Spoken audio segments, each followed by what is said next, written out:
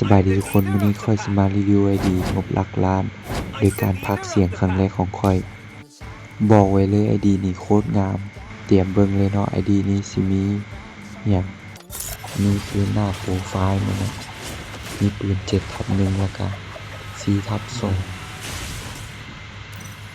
เดี๋ยวพาไปเบิ่งสุดเลยเด้อสุดก็สิมีประมาณนี้นี่แหละเนาะเดี๋ยวค่อยตัดภาพตอนไปเบิ่งหัวกันเลยเพราะว่าคลิปมันยาวโพดหัวก็สิมีประมาณนี้เลยเนาะนี่มีแต่ตัวงามๆเท่ๆทั้งนั้นเลย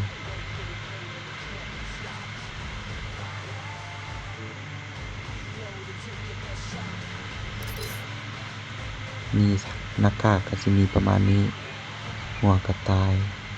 ปิดปากสำหรับใครที่ต้องการซื้อหรือว่าขายไอดีทักหาเฮาทางเฟซหรือว่าเบอร์ได้เลยเด้อ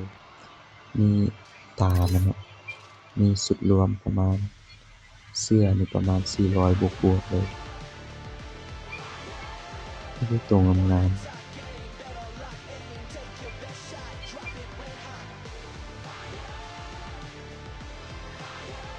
สุดโคตรลายเลย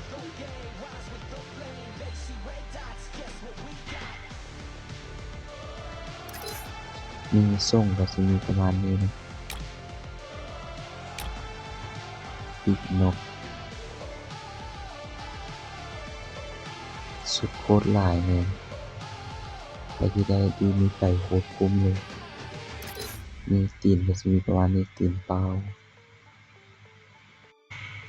พวกตีนพวกหยังก็สิมีประมาณนี้นี่แหละเนาะเดี๋ยวตัดภาพไปเบิ่งท่าทางกันเลยมีสกายวิงโคตรเท่ตัดภาพมาเบิ่งที่ท่าทางก็หลายเติบอยู่มีท่าทางเก่าๆเด้อมีวิดพื้นเปิดโต3มีแต่โตเท่ๆแปลงร่าง2แล้วก็สังหาร1ไปเบิ่งสกิลมีท่าพันยาอีกนี่ไอดีนี้ถือว่าคุ้มอยู่สำหรับไผมักก็สามารถติดต่อหาแอดได้เดี๋ยวพามาเบิ่งปืนเลยเนาะนี่ M4 ลั่น2 AK แดงสกาไททันกอซ่า VLC ฟาร์มาลั่น2ปืนก็หลักๆก็ครบอยู่ LED พวกนี้